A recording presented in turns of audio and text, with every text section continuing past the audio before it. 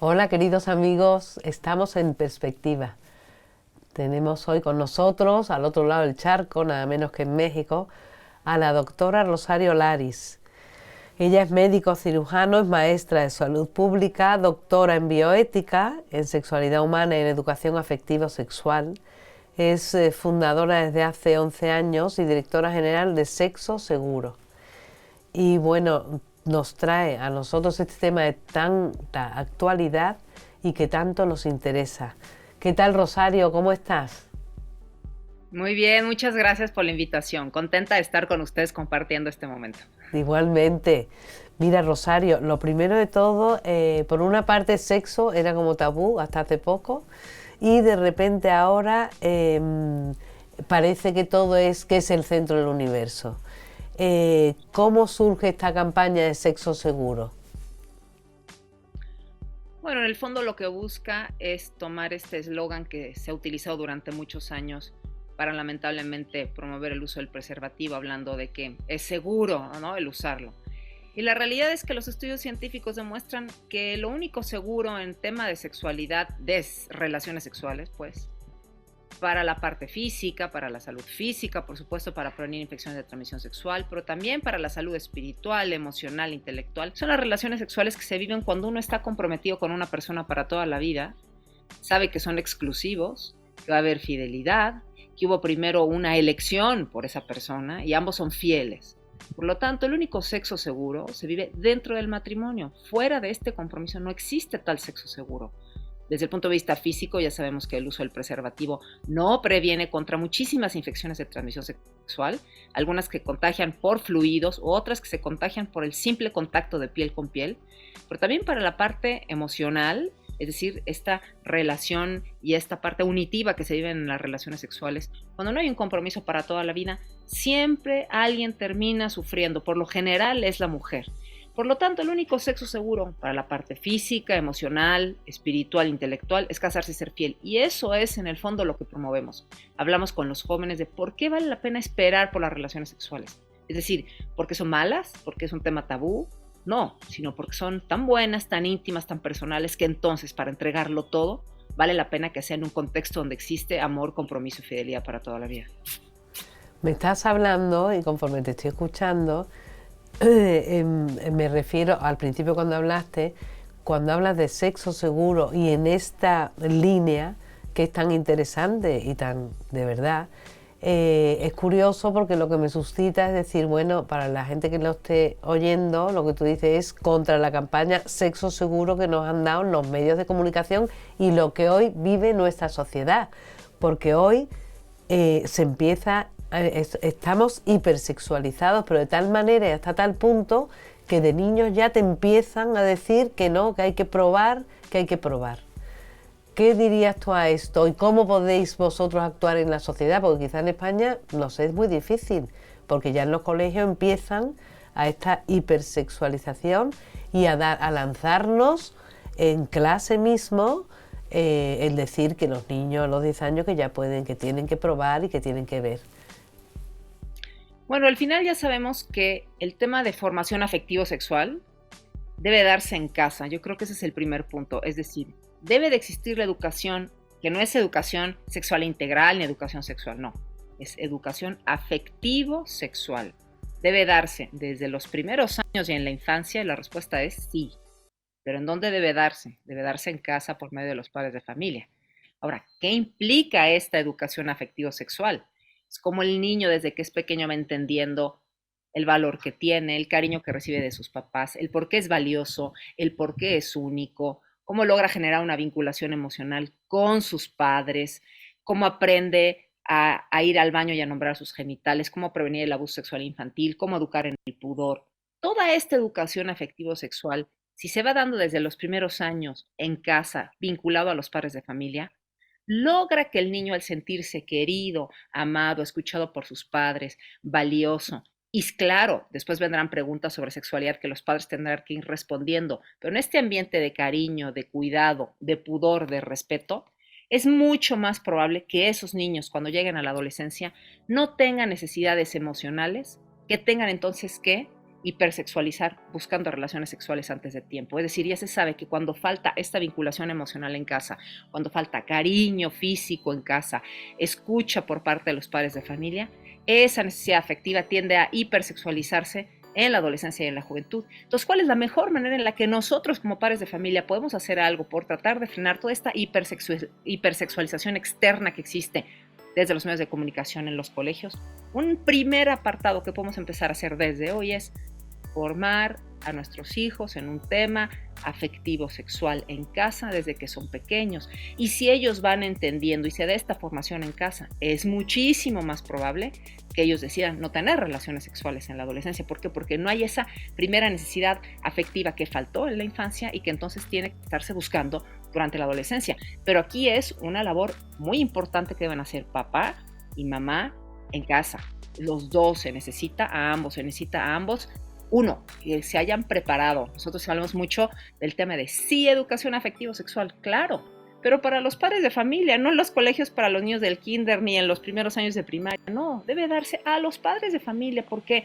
Porque el niño y la niña merecen escuchar sobre el tema de educación afectivo-sexual de las personas que más los aman y de donde provienen del amor de sus padres. Es la llegada de los hijos. Por lo tanto, ¿quién mejor para formar a un niño, una niña y a un adolescente en un tema afectivo sexual? Sus padres. Y aquí es donde los padres de familia tenemos que tomar la batuta y nosotros dictar las directrices en la formación de nuestros hijos. Claro, y ahora, nada, después de esta sugerencia, que bueno, sugerencia no, y camino que nos marcas, porque es el camino que tú ves clarísimo, que es lo que va a llevar a que el niño tenga una sexualidad sana y un desarrollo íntegro. Pero la cosa es, no vivimos en México. Esto de sexo seguro, esta forma de preparar a los padres, se puede encontrar online. Habrá colegios que lo organicen, pero otros no, precisamente en los colegios que hipersexualizan a los niños, y ya, o sea, los públicos, por ejemplo, aquí, no van a preparar un curso de formación afectivo-sexual. ¿Dónde se puede buscar de manera que sea un sitio de garantía para los padres esta formación? Bueno, yo tengo mi último libro publicado hace 3 años, se titula Abrazo de amor, el privilegio de educar en una sana sexualidad.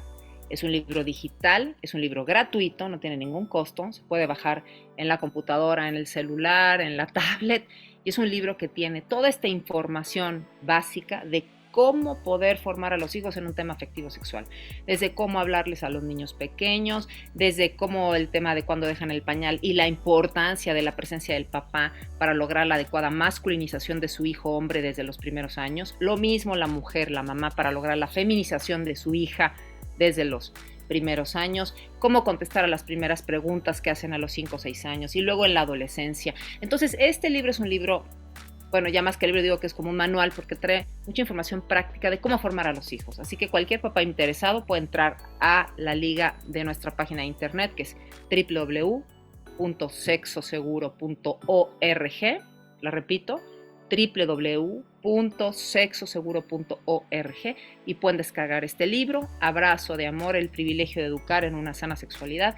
Y ahí viene la mayoría de la información necesaria para formar a los hijos en los primeros años de la vida en este tipo de temas. Entonces creo que sí es responsabilidad de los papás preocupados por la situación actual que se está viviendo el buscar opciones, el decir, a ver, tengo un libro o se está organizando este curso, bueno, vamos a reunirnos padres de familia, platicamos con alguien que nos pueda guiar, pero sí existen las herramientas y esto es lo importante, que los padres de familia hagamos conscientes de que este es un tema de casa, que es un tema que tenemos que entrarle, como lo digo en México. A veces sucede que muchos de nosotros no tuvimos esta educación afectivo-sexual, que muchos de nosotros no tenemos muy clara ni siquiera entendemos qué es la propia sexualidad en la vida personal y es difícil hablarle a un hijo cuando uno no lo tiene claro. Por eso la importancia de formarse y pues de buscar las mejores opciones para formar a nuestros hijos en un tema, como lo digo, vinculado con el amor humano y con los padres de familia. Sí, lo que sí es verdad, por ejemplo, te dicen que antes no se hablaba de sexo a los hijos desde pequeños y ahora, tal como tú estás diciendo, desde niños. Pero otra cosa, tú has hablado antes del pudor, el concepto, tal como está la sociedad hoy, en los adolescentes, de pudor, de pureza, ¿cabe hoy día? Sí, por supuesto. Claro que cabe, pero tiene que haber sido formado en casa, es decir, ¿quién le hace entender a un niño pequeño que las partes privadas nadie las puede tocar, que nadie las puede ver? Al momento que el niño, por ejemplo, deja de usar pañales, cuando identifica muy claro que tiene genitales. Enséñale a nombrar sus genitales. Pues el pene en el niño se llama pene, no se llama de otra forma, y la niña tiene vulva. Y son partes privadas que un número uno nadie toca, que nadie puede ver, que uno cubre, que son personales. ¿Por qué la niña usa una camiseta? Pues que también algún día desarrollará, ¿no?, los senos y tiene que aprender a cuidar y a respetar. Si esta niña desde pequeña no le enseñan eso, es difícil que cuando crezca, ¿no?, considere que es importante. Entonces, ¿cómo voy formando a mis hijos? En el pudor. Y no en el pudor de porque sea malo el cuerpo, y esto es muy importante. Por el contrario, ¿por qué es una joya tan valiosa que tú no puedes poner en manos de cualquiera? Se lo digo mucho a los papás de los niños. Imagina que tienes un diamante en tu mano, un diamante del tamaño de tu mano. Ese tipo de joyas no existen, es decir, habrá una, no sé, o dos en todo el mundo.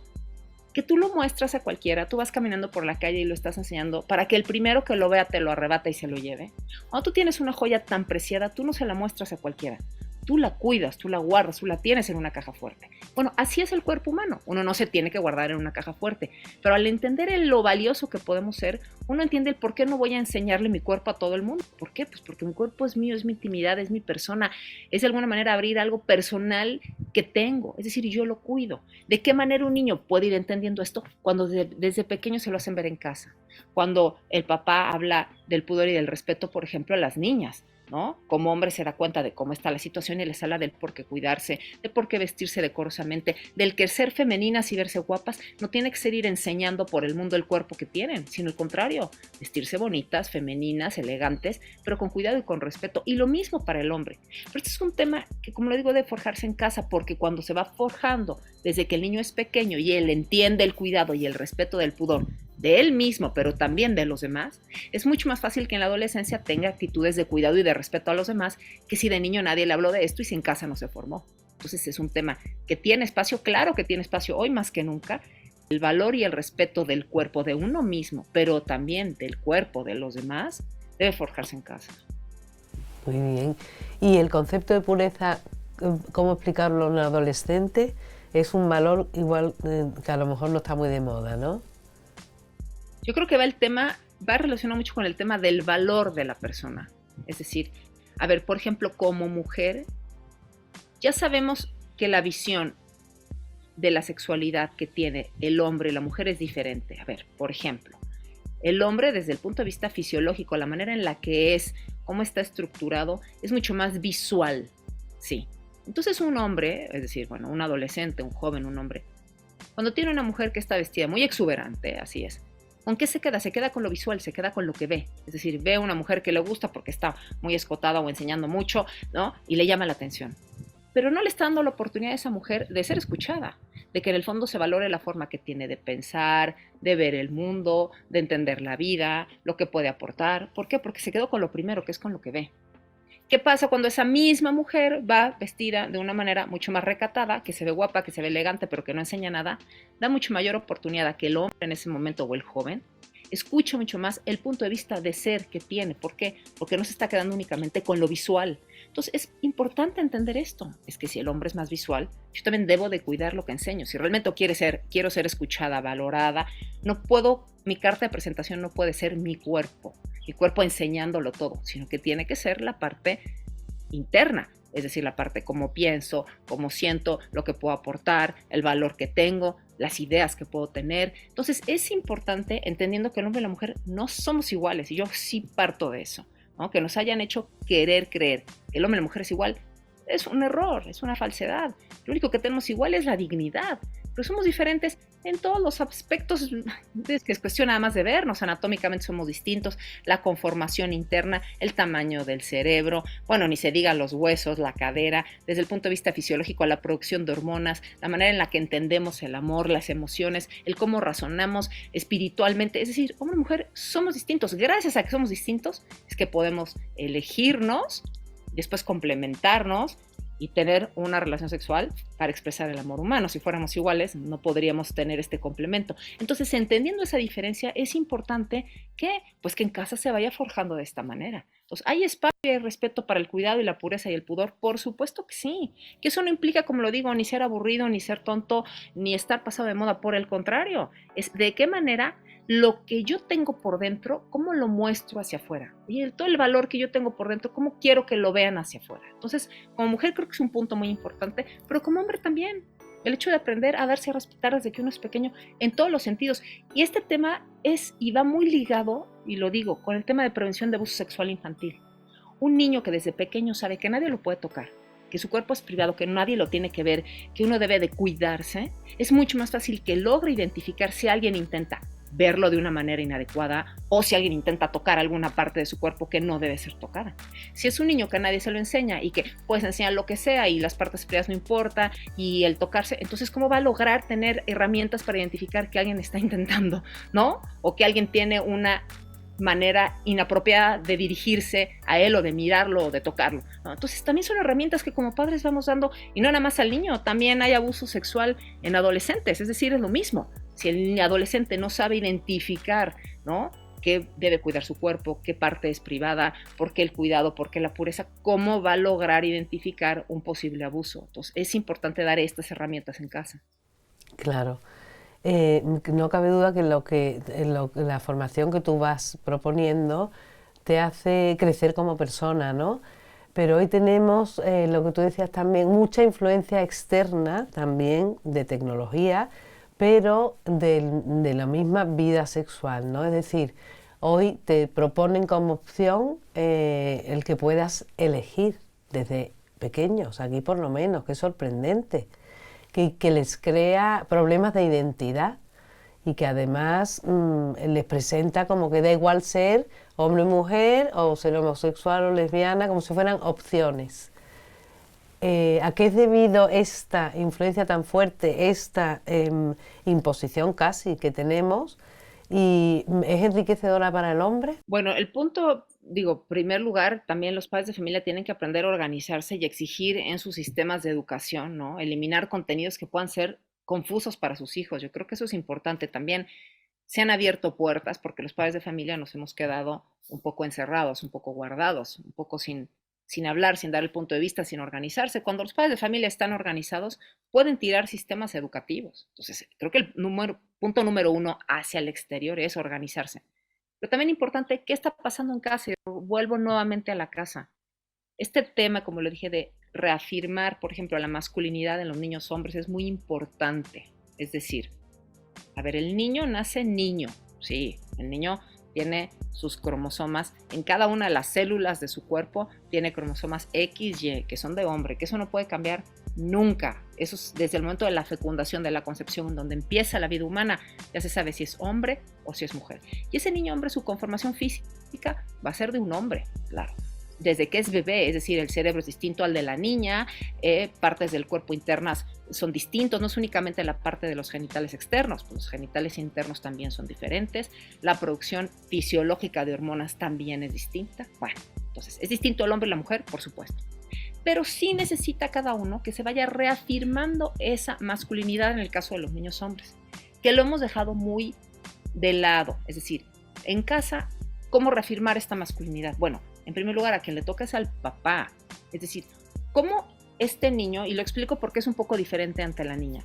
Un niño hombre nace de su mamá, todos nacemos de una mujer, de nuestra mamá. Por lo tanto, la primera vinculación emocional que tiene un niño es con una mujer, con su madre. La mamá, por lo general, así es. Bueno, lo alimenta, lo carga, lo arrulla, sobre todo los primeros meses de vida, lo atiende, lo baña, está con él, y hasta los 2 años, generalmente quien más atiende a ese niño es su mamá o es una mujer. Por lo tanto, el niño hombre, al momento que deja de usar el pañal y que identifica que tiene genitales claramente de hombre porque tiene que aprender a ir al baño, necesita de manera muy importante la presencia del papá. ¿Por qué?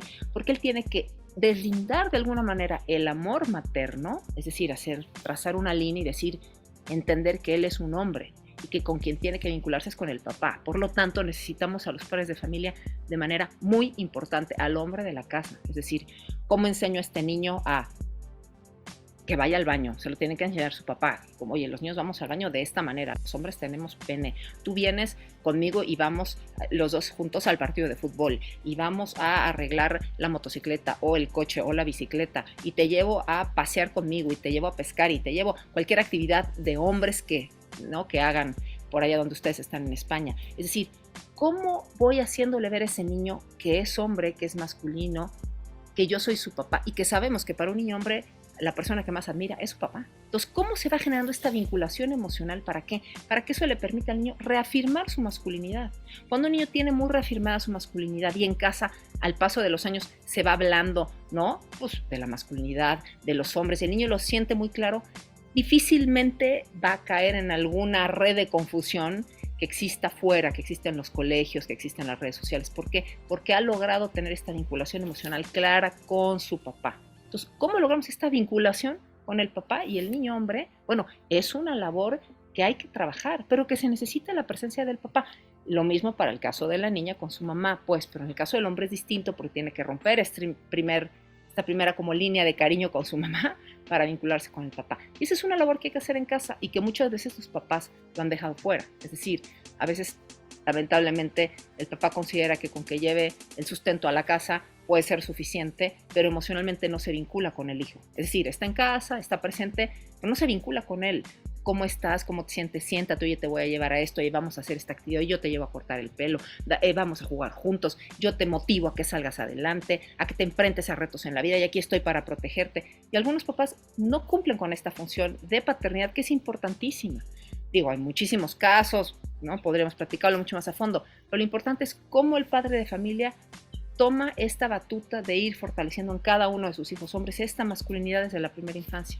Cuando está bien fortalecida, como lo digo, hay poca posibilidad de confusiones sexuales en un futuro que cuando no se llevó a cabo esta labor. Entonces también platico de esto en el libro, tengo un apartado especial de la importancia del papá hombre en la educación afectivo-sexual, tanto de sus hijos como de sus hijas, y hablo del tema de reafirmar en específico a la masculinidad de los niños hombres desde la primera infancia.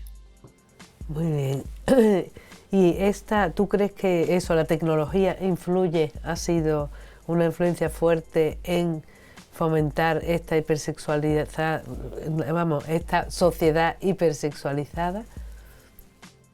Sí, así es. Y también una de las recomendaciones claras que damos es el tema del uso de los celulares. Es decir, tenemos que tratar que los celulares se usen el menor, es decir, a la mayor edad posible. No podemos estar entregando celulares ni tecnología sin supervisión a niños de 10 años. No, un niño de 10 años no tiene la capacidad ni tiene por qué estar usando un teléfono celular. Es que tiene internet y que puede descargar cualquier contenido y que no tiene ningún filtro. Entonces, también lo comentamos en el libro. Es importante que los padres cuiden esto, que aplacen un celular mayor cantidad de años posibles. 14, 15, 16 años. Esperar. Si hay una computadora en casa, computadoras personales que cada quien baja la tapa y que los papás no saben ni qué ven los hijos, no, tiene que haber supervisión de los padres. ¿Por qué? Porque es nuestra responsabilidad. Sabemos que internet y redes sociales te abren la puerta a cualquier tipo de contenidos y que en muchos casos no hay ningún tipo de cuidado. Pues por supuesto que no, lo que buscan es generar gente que se vuelvan adictos al tema, es decir, sobre todo hablo de la pornografía en específico. Entonces tenemos que tener cuidado con este tema, ¿no? Yo lo digo mucho con el tema de los celulares. El celular, al momento que un chico o una chica recibe un celular, un adolescente, no se vuelve algo de su propiedad, es algo de los padres de familia que tienen posibilidad de revisarlo, de cuidar los contenidos. Pueden haber pines parentales para cuidar lo que se ve en una computadora. Tenemos que estar atentos, no creamos que tienen ya la madurez suficiente para tomar las mejores decisiones. Sabemos que la madurez llega, digo, en muchos casos, siento decirlo, para los 23, 24 años, incluso en un, ¿no?, supuesto mayor de edad de 18, 19 años, bueno, no es una persona adulta que se le puede entregar cualquier responsabilidad y que puede sacarlo, ¿no?, como adelante. Entonces, mucho menos con un teléfono celular, como lo digo, con internet abierto las 24 horas. Entonces, hay ciertas directrices de cómo cuidar a los hijos en este tema y los padres tenemos que estar pendientes. No podemos creer que los hijos se educan por sí mismos o que el mundo va a educar a los hijos. Es nuestra responsabilidad de estar cuidando constantemente, pendientes en casa, estarlos acompañando, platicar con ellos, hablar de cómo les va en el día, saber cómo está cada uno de nuestros hijos. Esa es la labor diaria de formar que tenemos como padres de familia.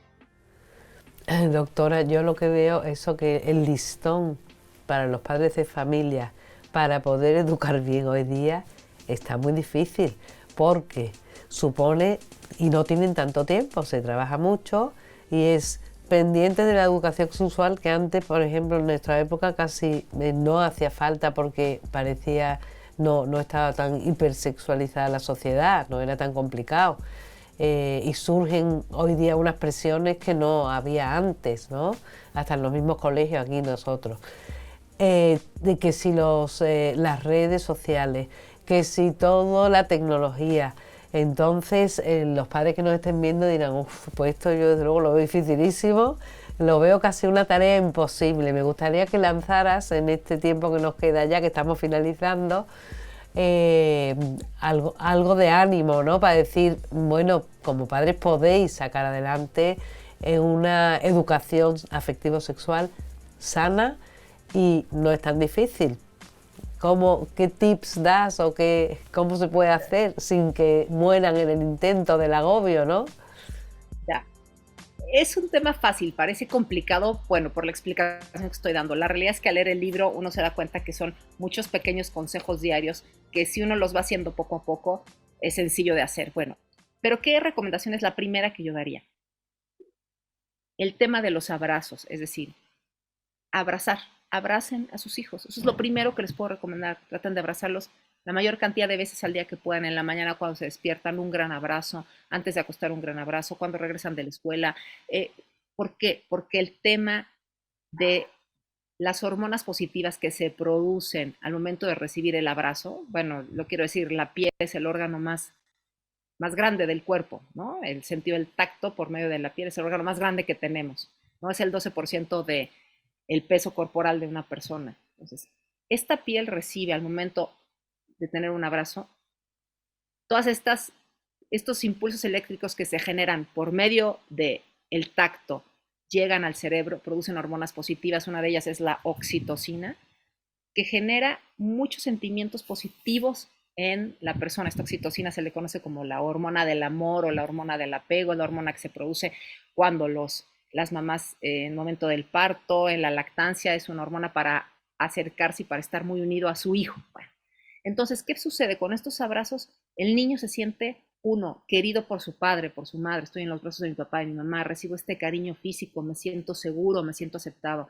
Entonces, el simple hecho de poderle dar un abrazo a un hijo y decirle, mijito, te quiero mucho, que tengas un buen día, te doy un abrazo de 6 segundos, ¿no? Te quiero, ya hace que el niño, se sienta contento, se sienta tranquilo. Entonces, empecemos por eso. ¿Qué recomendación podría darle sencilla y práctica a un papá? Abraza a tus hijos, y no nada más a tus hijos pequeños, a tus hijos de edad escolar y también a tus hijos adolescentes que también lo necesitan más que otros, aunque no lo quieran aceptar. Te abrazo y te digo que te quiero, que estoy contigo, que te apoyo.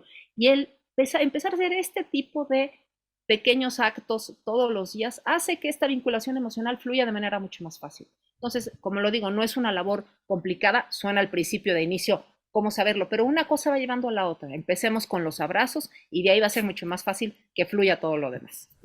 Muy bien, doctora Rosario Laris, qué gusto haber estado contigo hoy, de darnos estos ánimos, ¿no? Y de darnos ese libro que podemos tener acceso a él, es gratuito, y nos podemos poner ya manos a la obra para conseguir esta educación afectivo-sexual sana de nuestros hijos, que no es tan difícil, según nos ha dicho la doctora Laris. Y bueno, con esto nos quedamos. En el programa saldrá la página web donde podemos sacar el libro, que además es gratuito. Y bueno, te agradecemos muchísimo que nos hayas dado estas pautas para la educación de nuestros hijos y de haber tenido este tiempo con nosotros. Pues muchas gracias a ustedes por el espacio. Los invito a aquellos que tengan Instagram a que me sigan en mi red social, que es @doctora Rosario Laris, DRA Rosario Laris, mi cuenta de Instagram, DRA Rosario Laris. Muy bien, pues con eso nos quedamos. Amigos, hasta el próximo programa y muchas gracias.